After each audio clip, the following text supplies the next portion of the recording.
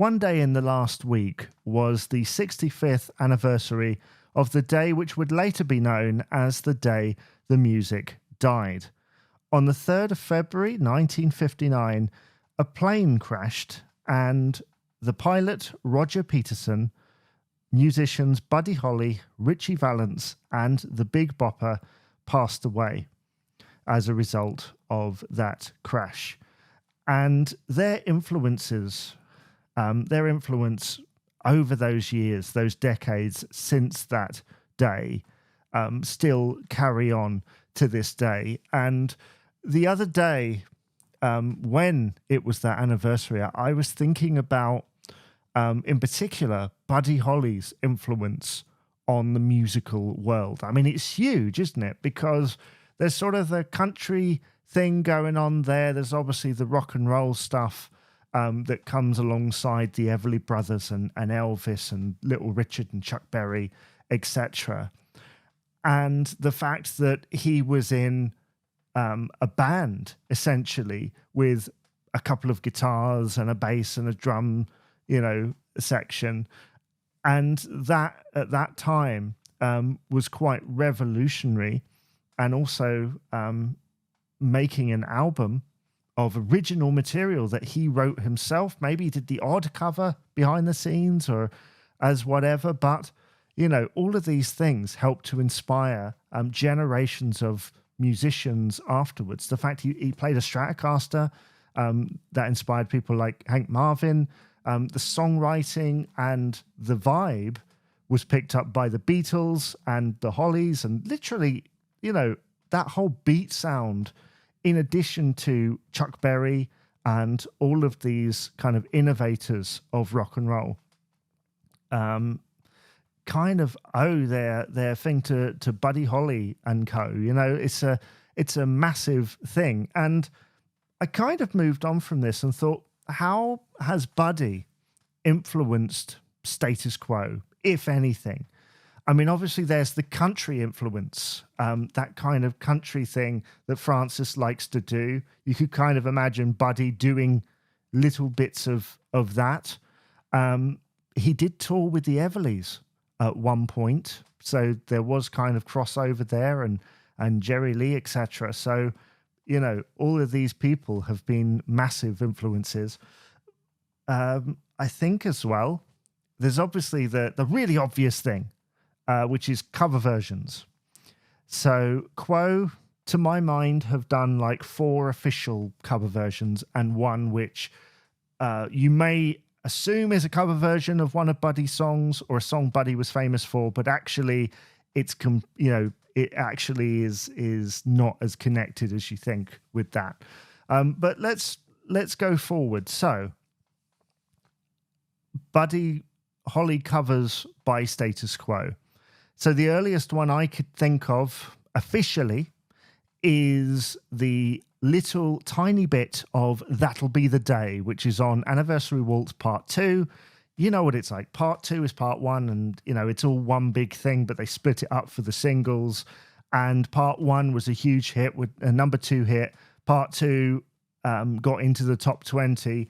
So in actual fact, Quo have had a massive hit with That'll Be the Day as part of this medley that was kind of riffing off the Jive Bunny thing. I love the energy on that. I was listening to that earlier today, and I kind of wish that Quo had gone on and made like a jukebox record that was a little bit like those Chaz and Dave ones, that they made in the 80s, where it was like a bag of hits or whatever it was, Jamboree Part 1.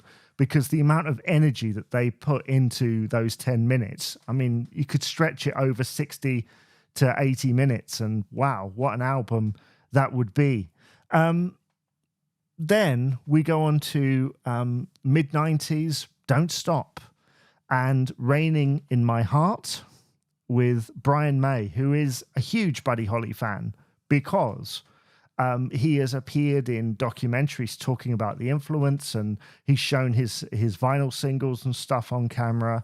He's been very open about the fact that he's heavily inspired by Buddy and his songwriting and even his playing to a shorter point. So to get him on a cover version of a very well-known Buddy song, which I think Francis really does justice to. You know, he tries to sing it in his own style, and while that is the era of being very polished, I think it works in this instance, because when Buddy made that record, he was starting to go into a more polished direction too, with strings and stuff. So it made sense. You know, it was a perfect track to pick for this moment.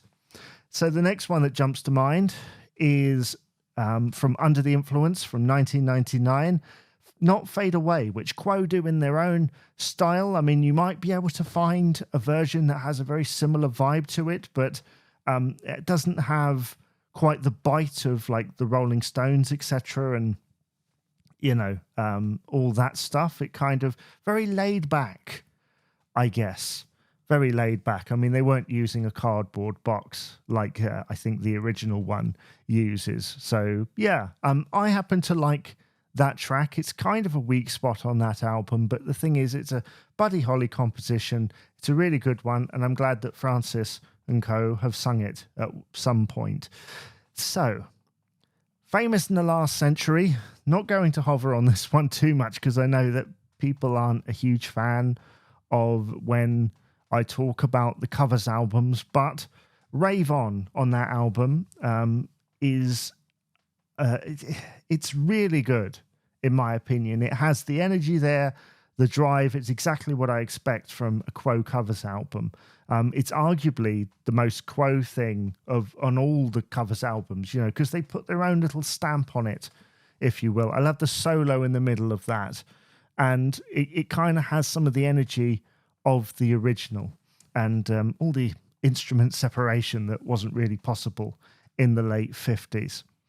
So I did mention a fourth track, which is on riffs, and it's the track I Fought the Law, which I know, if you know about Buddy and his story and stuff, you'll know that actually he didn't sing I Fought the Law. I think it's one of those like Mandela effect things where everybody thinks that he sang it, when in actual fact it was his band. After he passed away, they recorded a version of the Sonny Curtis tune, which Sonny was in the Crickets with Buddy, and he's had a long connection with them in and out of that band. So yeah, and because of the Bobby Fuller cover of that song, it is very much tied. You know, people think that that Buddy sang it because of the similarity in the tone and the twang, I guess. But in actual fact, he didn't. But Quo do a version on that album, Riffs, which I think's really good. I love the way in which it kind of shifts between Francis in the verses and sort of chorusy area, and then that little middle eight section is Rick. And I love the way he just kind of goes straight down with the 12 bar stuff. Amazing. So yeah, little Crickets connection. Unofficially, in the early 80s, 1982, with drummer Pete Kircher, they did that long session, didn't they? That long sort of practice / rehearsal session that's on one of the deluxe editions. I think it's 1982. And they do a version on there of It Doesn't Matter Anymore, which of course was made famous and sung by Buddy Holly at one point. Do go and listen to that session, because there's a lot of versions of country songs. But there is a tiny version where they're kind of working out It Doesn't Matter Anymore in there. So that is all of the connections to Buddy that I can find, that I can think of. I had thought that Picture of Buddy was actually on the Famous in the Last Century thing. Maybe it's in the little inserts. I can't remember. But I thought it was the front cover. Not to be the case. I must have been thinking of maybe John Lennon on that cover. So yeah, that is my little ramble about the connections between Buddy Holly and Status Quo. What's your favourite Buddy Holly song? Do you have a favourite song of Richie Valens or The Big Bopper? And why is it Walking in My Dreams? That's my favourite.